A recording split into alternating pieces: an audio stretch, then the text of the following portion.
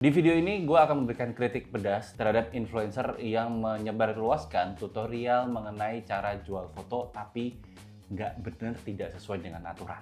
Gue akan tunjukin videonya juga sebagai pembelajaran bersama. Kita mulai.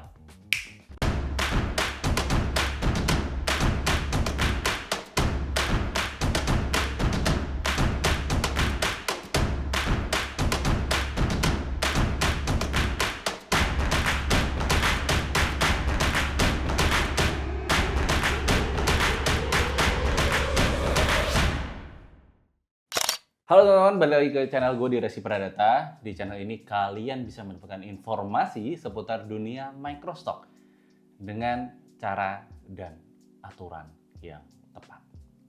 Gue sendiri juga merupakan seorang microstock kontributor yang saat ini udah memiliki pengalaman 6 tahun lamanya dan udah memiliki portofolio hingga ratusan ribu foto dan puluhan ribu footage tersebar di berbagai platform mic. Jadi backgroundnya dulu teman-teman, gue sebelum ngomongin soal konten yang gue sangat berat banget dengan konten ini. Gue ini ceritanya lagi mencoba meriset mendalam mengenai konten 500px ya. 500px ini adalah sebuah platform jual beli foto situs microstock, tapi ada aplikasinya dan dia ini lagi nge-hype karena ada beberapa konten creator yang membahas soal cara jual foto di 500px. Nah, akhirnya gue mencoba untuk mencari tutorial, tentu ketemu salah satu sohib gue, Mas Fajrul Islam, udah bikin tutorialnya. Jadi teman-teman kalau pengen cari tahu soal cara jual di 500px, tonton aja tutorial Mas Fajrul Islam yang ini nih. Nah, kalian bisa lihat di tutorial tersebut mengenai 500px. Akan tetapi teman-teman, gue bukanlah orang yang suka mencari informasi dari satu pihak aja, tapi juga harus ada pembanding-pembandingnya. Tapi akhirnya gue menemukan satu video yang menurut gue thumbnailnya cukup menggelitik ya, cukup membuat gue tertarik banget untuk nonton. Yang bikin gue tertarik soal thumbnailnya itu bukan soal janji manisnya atau dan sebagainya, karena menurut gue kalau kita ngomongin ya menghasilkan uang dari Shutterstock dan sebagainya, bikin thumbnail yang ada uang-uangnya itu memang suka tidak suka sebagai content creator pun gue mengakui itu sangat gampang untuk diklik. Akan tetapi di dalam thumbnail tersebut yang ini nih, ini terlihat banget ada foto gajah ya. Foto gajah ini bukan foto yang main-main teman-teman, karena foto gajah ini sangat dramatis sekali, sangat bagus banget, dan ini sangat terlihat banget bahwa hasil dari kamera profesional. Gue sendiri kayak kaget karena wah gila nih, ini fotonya profesional banget gitu kan, dan dia bilang ini foto ini laku. Gue penasaran apakah ini fotografer asli atau enggak dan sebagainya. Gue coba untuk simak channelnya. Dan setelah gue simak, sebenarnya beberapa tutorialnya dia itu benar. Akan tetapi, gue sangat shock sekali ketika melihat satu tutorialnya yang seperti ini. Gue akan tunjukin di video, kita tonton bareng-bareng karena gue udah siap di layar kaca, jadi teman-teman bisa menyimak videonya juga, kita simak bareng-bareng. Kalau kita sampai menjual kembali, fotonya itu foto internasional ya. Jadi kawan kami di sini itu mengambil dari salah satu foto yang memang dijualkan secara bebas dan dijual kembali ke 500px seperti itu. Nama websitenya adalah Pixabay ya.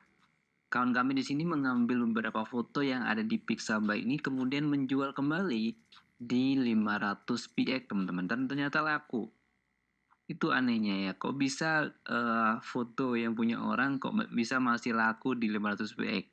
Setelah dijelaskan oleh kawan saya ini, dan ya ternyata banyak yang melakukan hal tersebut gitu, banyak yang sudah melakukan hal tersebut dan mereka beneran dibayar seperti itu teman-teman. Jadi di sini di tutorial tadi, dia ngasih tahu bahwa foto tersebut bisa di-download dari Pixabay. Oke? Dan dia hanya menjelaskan bahwa ini adalah akun temennya. Menurut gua itu udah fatal gitu. Fatalnya kenapa? Dia tuh bukan microstock kontributor, belum memahami cara tutorialnya dan sebagainya, asal bikin konten demi view AdSense. Tapi dia nggak paham bahwa dampaknya yang dia ajarin itu bisa sangat parah banget untuk ekosistem microstock Indonesia. Bisa separah itu. Gue akan jelaskan nanti di akhir video, karena ada beberapa video yang akan gue tunjukkan setelah ini, selain punyanya dia. Ya, gue nggak habis pikir sih. Gue udah coba kasih kritik dan saran, gue chat DM Instagramnya. Dia balasnya apa coba? Nice. Sebelumnya sudah ada yang memberikan komentar saya. Berarti kan dia udah diperingatkan oleh Microsoft kontributor lainnya kalau cara yang dia lakukan di tutorial ini tuh salah. Ya, salah. Udah sesat ini hitungannya. Tapi ketika udah diperingatkan oleh Microsoft kontributor itu, dia tidak berusaha untuk memperbaikinya. Tidak di take down videonya, bahkan di deskripsi ataupun di komentarnya, dia tidak menjelaskan bahwa video ini kurang tepat. Dari situlah gue merasa, oke, ini konten creator yang ini harus dikasih pemahaman. Harus diberikan masukan. Lalu ya video gue ini gitu. Disclaimer dulu bahwa gue tidak tahu secara personal orangnya seperti apa dan sebagainya, tapi isi channelnya adalah membuat tutorial-tutorial mengenai cara membuat uang di internet. Yang sebenarnya gue juga nggak begitu paham, karena itu bukan bidang gue tidak berani untuk berkomentar atau mengkritisi konten-konten yang lain. Akan tetapi yang gue sangat kritisi banget adalah konten dia seputar 500px yang bagian ini. Parahnya udah 14.000 orang yang menonton. Bayangin berapa banyak orang yang mengikuti cara-cara dia untuk menjadi seorang Microsoft kontributor. Diajarin caranya maling, mencuri, ngambil foto karya orang lain di internet lagi. Dan dia bilang dengan sangat pede sekali bahwa cara ini udah sering dilakukan oleh orang lain. Dan ini bisa terbukti dapat uang. Gini teman-teman, sebodoh-bodohnya orang, menurut gua, membuat konten yang jelas-jelas ngajari untuk maling karya orang lain, itu udah salah. Ya, dapat uangnya dari cara maling itu udah salah. Secara moral, secara agama, ataupun secara etika, itu udah salah. Dan dia membenarkan cara ini demi untuk mendapatkan AdSense, dapetin view. Bukan seorang Microsoft kontributor juga. Gue nggak habis pikir ya, dia nggak baca lisensi ya di Pixabay ataupun lisensi di 500px. Dia bikin tutorial loh soal cara dapetin uang, tapi dia nggak baca aturannya seperti apa. Gitu. Mana bukan Microsoft kontributor lagi. Itu yang bikin gue bener-bener jengkel banget dengan konten ini. Ada konten lainnya lagi. Setelah gue telusuri, gue coba untuk cari lagi kan. Jangan-jangan ada yang kayak gini juga. Dan ternyata ada. Ada. Gue akan tunjukin satu video lagi. Ini dari konten yang kurang lebih sama ngajari cara cari uang di internet. Gambar apa kamu gunakan kata kuncinya dengan bahasa Inggris. Misalnya kamu mau cari bunga. Ke galeri laptop kita teman-teman. Nah seperti ini kita buka. Bisa kamu lihat ya teman-teman, gambarnya ini jernih banget. Kita coba lagi ya, pakai kata kunci lain, misalnya car. Nah, hasilnya akan muncul gambar-gambar mobil seperti ini teman-teman. Jadi kalau kamu mau mencari gambar apa, kamu gunakan kata kuncinya dengan bahasa Inggris. Misalnya kamu mau cari bunga, kamu ketikkan aja flower, seperti itu. Nanti gambar yang muncul itu akan lebih banyak teman-teman. Nah, udah kita download seperti ini. Bagus banget kan teman-teman, kualitas gambarnya benar-benar high resolution banget. Itu juga salah tuh. Dia ngajari tentang gimana cara jual 500px sama juga, tapi download lah fotonya dari Pexels yang sama-sama kayak situsnya Pixabay, sama kayak Unsplash dan sebagainya. Sama ini. Sama ngajarin yang sesat. Apakah dia seorang Microsoft kontributor? Gue yakin enggak. Bukan itu. Kalau dia jadi Microsoft kontributor, gue yakin dia akan mempelajari basic-basic dasar-dasarnya dulu. Ini apa, aturannya apa, dan sebagainya. Gue curiga ya, orang-orang yang bikin konten soal cari uang di internet ini tidak melakukannya secara mandiri gitu. Dia nggak ngelakuin sendiri, bukan pengalamannya dia, cuman asal cuma cari internet terus bikin tutorialnya demi dapetin AdSense. Gue curiga sih ke arah situ gitu. Dan orang-orang kayak gitu tuh yang cuman ngasih sugar coating, cuman ngasih pemanis doang. Kalau kata followers gue ada yang bilang ini kebanyakan micin mas kayak gini gitu. Nggak tahu jeleknya apa, ngasih taunya caranya yang bagus, yang oke-oke aja gitu. Gue nggak habis pikir sih ada konten kayak gini. Sebenarnya gue nggak ada masalah dengan channelnya secara personal, dengan video-video yang lainnya. Cuman letterluck gue sangat menyayangkan video-video yang gue tunjukin di layar kaca yang tadi. Dari Mas Untung ataupun dari Mbak, siapa tadi namanya? Sita Official.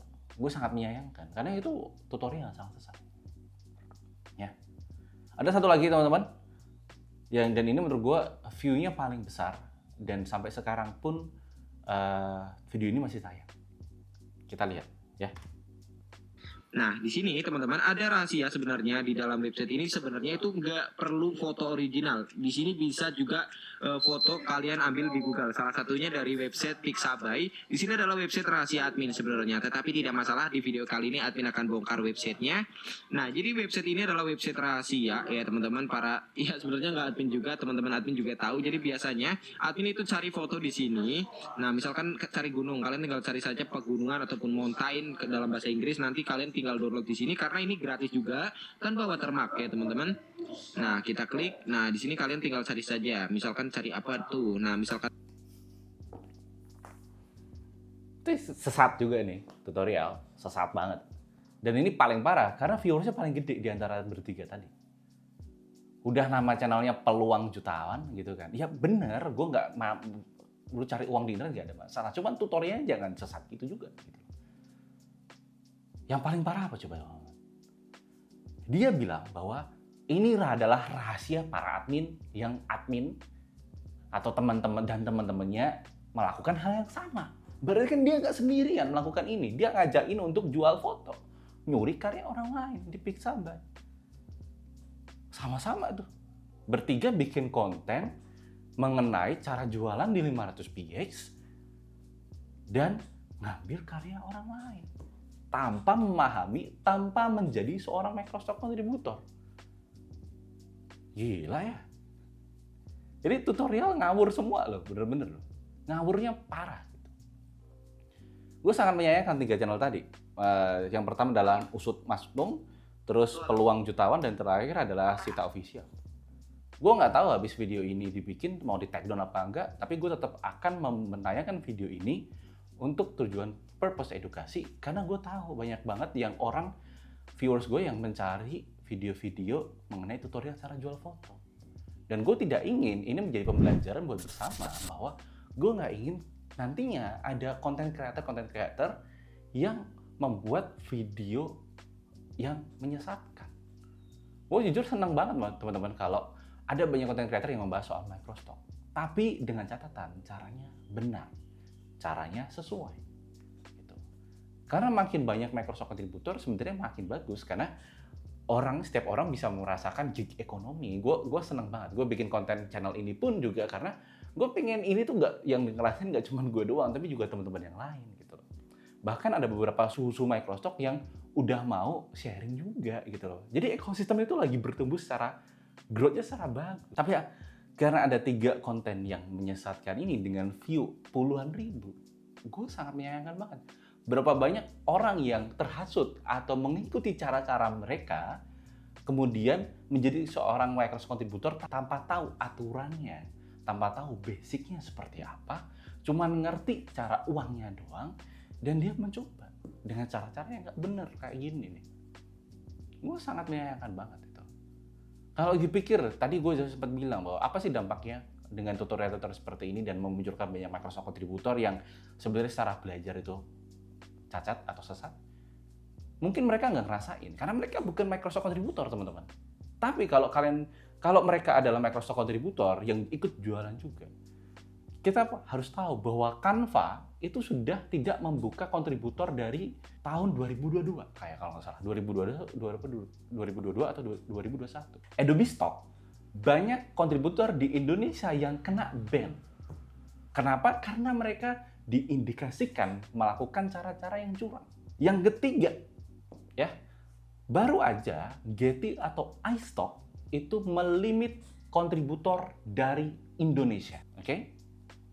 Itu udah menjadi catatan. Satu lagi dampak yang sangat mengkhawatirkan dengan adanya konten-konten seperti ini adalah kita bisa jadi Microsoft contributor di Indonesia itu kena banned regional.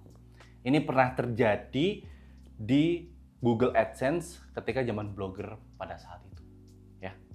Karena banyak banget orang-orang yang berusaha mencurangi sistem demi untuk mendapatkan hasil. Nah, jangka panjangnya itu destruktif banget.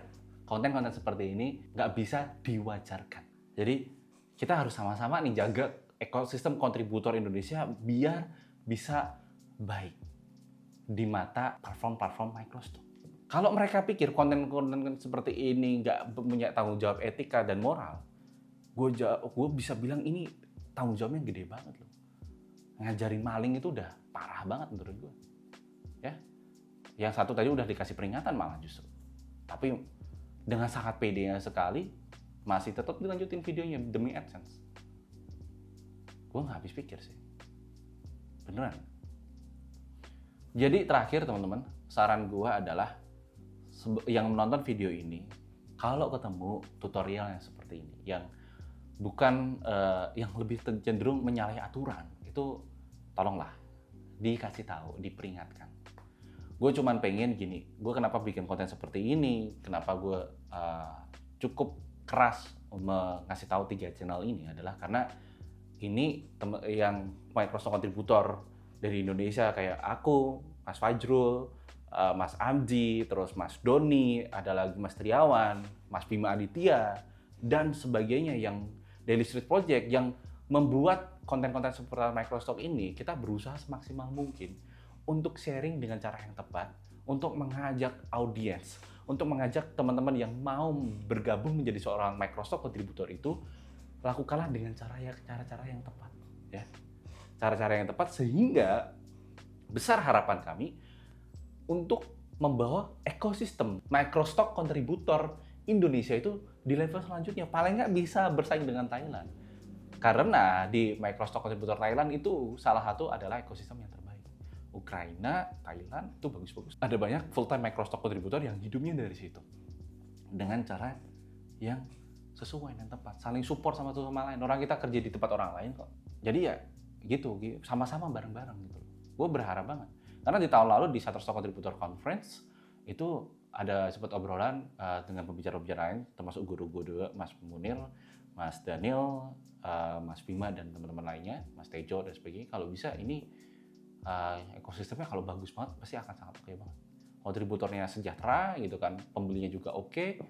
Platform-platform Microsoft kontributor itu juga melirik Indonesia sebagai salah satu gudang Microsoft kontributor terbaik di dunia gitu. Gue pengen banget harapan visi misi kedepannya tuh sebesar itu teman-teman ya. Jadi please buat teman-teman yang pengen bikin content creator ataupun content creator siapapun itu, gue nggak kenal, tapi kalau mau bikin konten seputar Microsoft, ya tolong pelajari dulu, tahu dulu ilmunya, nyemplung dulu, ngerasain dulu. Gak cuma ngasal bikin konten cuma dapat AdSense. Oke? Itu kritik ya teman-teman ya. Buat gue silahkan buat konten. Itu masukan gue aja. Jadi mungkin kalau gue nada bicara gue tinggi dan sebagainya, karena memang jujur gue sangat-sangat kesel banget dengan apa yang udah gue temukan. Gue belum menemukan konten-konten yang lain yang sesat juga. Kebanyakan memang memberitahu caranya dan mereka menggunakan cara-cara yang tepat, walaupun mungkin kadang sugar coating ataupun micinnya itu banyak gitu kan. Cuman yang gue maksud menjanjikannya itu besar, tapi itulah memang dunia konten seperti itu. Mau tidak mau, suka tidak suka, gue sebagai konten creator pun juga harus mengakui bahwa konten-konten yang menjanjikan uang besar itu cukup menarik dan banyak dilirik. Cuman kalau caranya nggak tepat, caranya salah, berusaha untuk ngajarin maling karya orang lain, menurut gue ini sangat-sangat gak bagus sekali gitu. Jadi ini buat introspeksi bersama, buat kita juga untuk jangan sampai kita melakukan hal yang sama seperti ini. Gitu ya teman-teman, gimana menurut kalian tanggapannya? Tuliskan di kolom komentar apa yang kalian lihat dari sini. Gue terbuka juga terhadap masukan juga seperti apa. Jadi silahkan dituliskan, biar kita sama-sama bisa introspeksi diri untuk membawa Microsoft kontributor Indonesia itu makin lebih baik. Oke, gitu aja. Gue Reski. Sampai jumpa di video selanjutnya. Jangan lupa untuk follow Instagram gue di Reski11. Ikuti channel Instagram, Telegram, dan juga Instagramnya. Gue taruh link di deskripsi. Dan jangan lupa untuk subscribe untuk ilmu-ilmu terbaru di dunia Microsoft. Ya, sampai jumpa lagi di video selanjutnya. Goodbye. Bye.